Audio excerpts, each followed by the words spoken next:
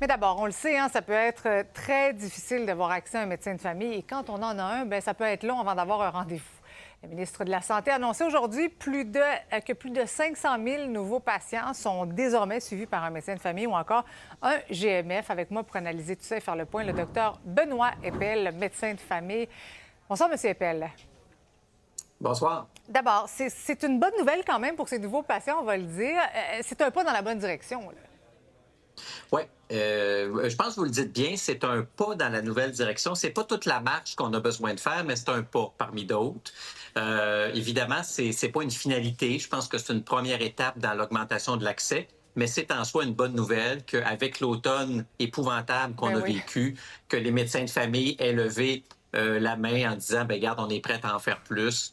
On est capable de se réorganiser, d'essayer de travailler autrement puis d'en faire plus. Je pense que c'est une bonne nouvelle, un beau point de départ pour aller là où on veut, c'est-à-dire offrir plus de services.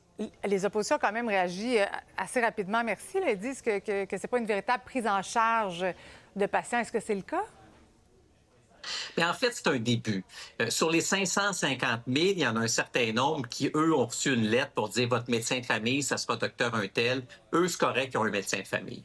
Il y en a plein qui vont être pris en charge collectivement. Donc, eux, ils ont reçu une lettre en disant vous allez être associé à telle clinique, à tel GMF.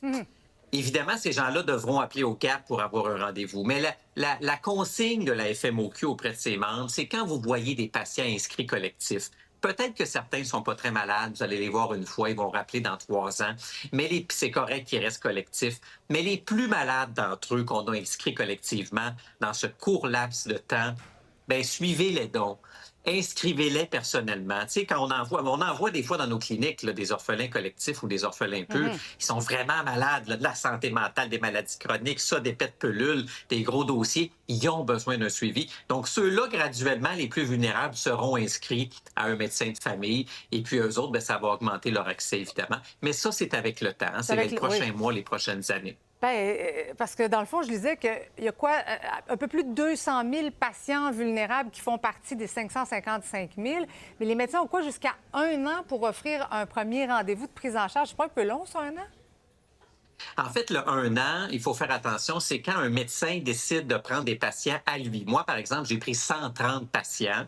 Donc, ces patients-là sont à moi. J'ai 1 an pour les voir et pour les vulnérables et 3 ans pour les non vulnérables.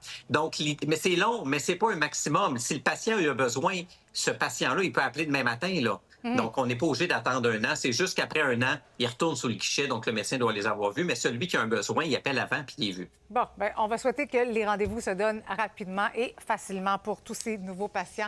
Docteur Eppel, merci beaucoup d'avoir été avec nous. C'est toujours un plaisir. Grand plaisir.